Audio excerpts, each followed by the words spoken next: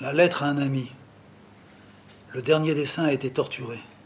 Par la force des choses, entend par là, par l'arrivée de ces petits événements dont les jours sont chargés. J'ai erré bien loin du trésor, tu sais. Je me suis demandé si je devais le continuer. Mais puisque j'insistais, j'ai fini par me dire qu'avec de la patience, en restant dessus, il accepterait de revenir à moi, ou bien, si je le traînais, tournais, m'écartais autant, ce serait moi qui l'abandonnerais. Ce mot, je l'ai porté toute ma vie. Je crois que je t'en ai parlé. Il a toujours été le signal tant redouté. Au plus loin que je me reporte, j'ai eu peur d'abandonner tout, comme j'ai eu peur de m'acharner. Je me souviens d'avoir eu envie d'interrompre mes courses matinales aux abattoirs rue d'Aguesseau. À cette époque, ma mère était très malade.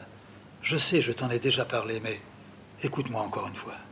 Ce que j'entendais depuis mon lit, ça revenait à ça. Plus rien. Il y avait si peu de moyens alors. N'est possible, sauf de lui donner à boire du sang frais.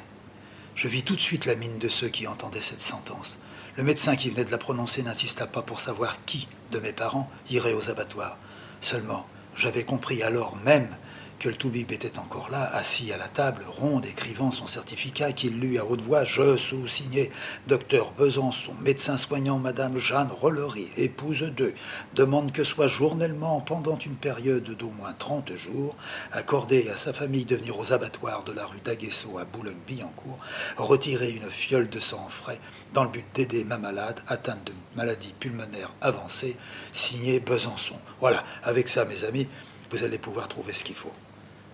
Tu pourrais te demander pourquoi je te parle de sang frais, toi qui n'as jamais connu ni ma mère ni aucun des miens, et ce qui nous rapproche est assez éloigné de tout ce temps-là. Oui, c'est vrai, tu aurais raison, mais c'est d'abandonner qui est surtout question maintenant ici. J'ai toujours eu peur, je te le disais ici au début de ma lettre, peur d'abandonner. Non pas peur d'arrêter, il reste une chance de repartir, mais de tourner le dos, de blesser, d'errer, là aussi, toujours loin du trésor. Lorsque commence un dessin, je sais qu'il est possible que j'arrive à l'auberge vide.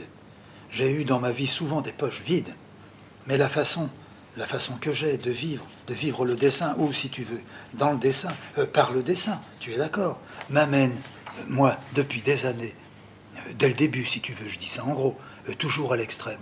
Et si un dessin ne passait pas par un extrême, je me demande si je ne l'abandonnerais pas.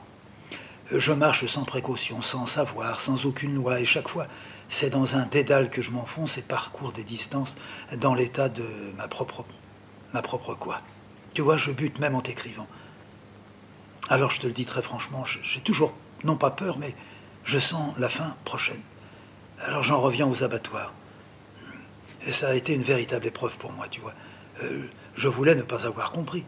Les miens allaient se dégonfler les uns après les autres. En faisant celui qui n'est pas concerné, bien sûr, mais le docteur Besançon, il a quitté la cave, il a été accompagné par mon père. On était ensuite autour du lit de ma mère, comme s'il avait été inoccupé, mais elle était là, bien là. Le docteur avait parlé en l'absence fictive de ma mère. Je la regardais, je me demandais si elle avait entendu comme nous, ou si elle était autant épuisée que la voix et les paroles des autres ne pouvaient même plus l'atteindre. Mon père est revenu. Il alla vers une petite caisse en bois, bricolée par lui, transformée en pharmacie. Il fouillait là-dedans et faisait s'entrechoquer les fioles, les flacons. À la fin, il dit qu'il en avait un. Il demanda si cela ne ferait pas l'affaire. Personne ne répondit. Personne ne savait combien il en fallait, quelle était la quantité. Je crus être le seul à regarder le flacon. C'était une petite bouteille récupérée d'un flacon de sirop. Ça contenait à peu près un verre. J'étais fasciné par le bouchon. Il se vissait. J'en fus comme soulagé. Puis mon père demanda à son frère, Édouard, s'il irait pas au sang tous les jours. Pas de réponse. À ma grand-mère, il posa la question en sachant qu'elle ne pouvait pas s'en charger puisqu'elle était aveugle. Il ne restait plus que lui, mon père, ou moi.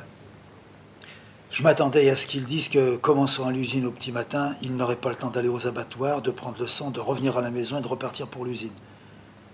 J'avais donc déjà bien compris. Intérieurement, j'allais au-devant de ce qui suivrait, et je dis, moi, j'avais pensé juste. Très vite, tous tombèrent d'accord sur un point. Je ne comprenais rien, et je pourrais. Ma mère devait dormir, sinon elle aurait certainement dit quelque chose. La suite, tu la devines. J'ai fait mon petit boulot. Et si je n'allais pas à l'usine encore, personne ne sembla se demander comment ça serait en allant à l'école après ma virée dans les rues d'un quartier avec cette petite fiole dans la poche, à l'aller. mon entrée dans les lieux fétides, âcres, pleins de bruits sourds, de chutes, et des hommes qui se précipitaient et frappaient en fendant, en faisant jaillir le sang frais. La suite, la bouteille rouge, foncée, chaude, tenue bien droite pendant tout le parcours, évitant que l'on comprenne ce que je tenais à 7 heures du matin, dans les rues de Boulogne, parcourues par des cyclistes qui allaient à l'usine, d'autres qui y allaient à pied, des femmes d'un côté, des hommes de l'autre, et moi zigzagant pour éviter ceux qui, en me reconnaissant, auraient voulu me parler, et à qui moi j'aurais pas voulu répondre. Ou quoi, ou l'un d'eux m'aurait posé la question. Peut-être que tous, en me voyant marcher à ce temps-là dans la rue en tenant un petit flacon, auraient compris. Je suis parti dès le début de ma lettre sur le possible abandon qui me saisit, par l'intérieur, quand j'avance vers l'auberge vide. Ne me demande pas qui est, à qui est et ce qu'est cette auberge vide. J'ai eu dans la vie tellement peur de l'abandon. Il y avait peu d'herbe là où j'ai vécu, enfant. Mais avec patience, j'observais très tôt que l'herbe sèche devient broussaille. Et si de la broussaille tout peut jaillir, moi ça encore je ne le savais pas, pour moi de la broussaille tout pouvait être perdu. Alors m'y voilà. Je crois qu'il ne faut pas, si possible, aller chercher du sang frais. Mais il le faut dans certains cas. C'est par là, je veux dire, par ce passage dans certains cas, que j'ai appris à ne pas abandonner. Dessins, fioles, personnes, animaux, ça ne me ramène à ce que nous nous disions, si tu te rappelles, il n'y a pas longtemps, marchant l'un près de l'autre, et nous dirigeant vers une église, but de la promenade que tu avais choisie, de manière un peu brouillonne, moyen que j'utilise à cause des difficultés que je rencontre à m'exprimer comme il faudrait bien clairement, avec un début et sans doute la fin. Je t'avais confié ce que je ne dis pas, sinon dans mon état intérieur, sur ma pauvre pensée. Mais je tiens à elle, je m'y accroche, et le dessin lui aussi s'y accroche, et tout ce qui vit autour de moi subit en quelque sorte ce poids. Je crois. En marchant, tu t'étais un petit peu serré contre moi, chuchotant sans bien articuler, et j'avais compris que cet inaudible était comme un encouragement à continuer. Tu pressentais que j'allais te dire. Ce fut comme dit vite fait. Je me souviens, j'ai besoin de servir, voilà ce que je t'ai dit, de bien servir, de ne tromper ni la forme, ni la façon dont je la fais sortir. Ça qui vient, là, m'est donné. Tout nous est donné. Je crois que je t'ai dit même ton prénom. Je ne bouscule aucun précipice. Je vais. Tous les matins, je vais à la recherche, aveuglément, passant mes mains dans les trous, frôlant les pierres, les murs, le sol. Je n'accède pas au sublime. Je sers. S'il y a un sublime, il est dans ce service accompli sans trop de cérémonie. Je me suis écarté de celui-ci et de celle-là. Ce n'est pas pour moi. Je suis trop simple ou bien je n'ai pas été formé pour ça. L'idée d'abandonner le dessin revient à croire que je me suis mis en route par hasard, dans le hasard, sans espoir, sans attente.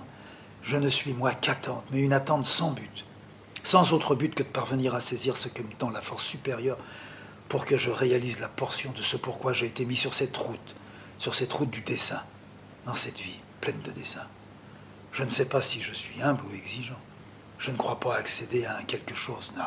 Je traverse d'étranges buissons, je tombe dans des trous d'où peut-être d'autres ne ressortiraient jamais, et moi, et voilà, pourquoi, je sais pas. Je marche encore, donc je suis sorti, en enfilant toujours mes mains et mes bras, dans ce qui se présente pour en tâter je ne sais quelle présence qui attendait d'être tirée, là, de là, et mise sur ma feuille ou sur autre chose, ou dans ma poche, mais pas pour être mangée, ni tuée.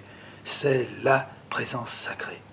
Fanion emblématique, âme vivant dans l'oubli des mots, inhumée, invisible dans leur vol et s'engouffrant en moi pour en sortir coloré, cerné, ou en une autre vie que la mienne. S'éloignant tout en restant sur mon papier tandis que je prends et reprends mon chemin. Je n'ai pas, à haute voix, nous venions alors d'entrer dans l'église, pu ni su dire encore ceci. Dans ce que je nomme servir, j'ignore si ce qu'il m'a été donné de recevoir, de porter, de disposer au milieu de ma couleur, de mes traits, est, quel mot trouver? On se moque de l'exilé. Personne n'a su. Pourquoi moi le saurais-je? Mal exprimé, voilà ce qui me brûle. Est-ce que ce que j'ai reçu, saisi, lâché, est devenu vivant? Est-ce vrai? Ai-je été ce que je devais être? Dernière question. À toi. Ai-je bien servi? Je viens de terminer le dessin qui m'a conduit à te l'écrire. J'ai eu ces mots pour ce titre que je te propose. 3 actes de foi. Il est en 3 parties. avec des formes prises comme dans un filet. J'en ai été le pêcheur. Ensemble, nous avons passé des moments précieux. À qui lâchera l'autre, dans l'oubli des mots? J'espère vraiment te lire bientôt. Je fais un grand salut à tes montagnes.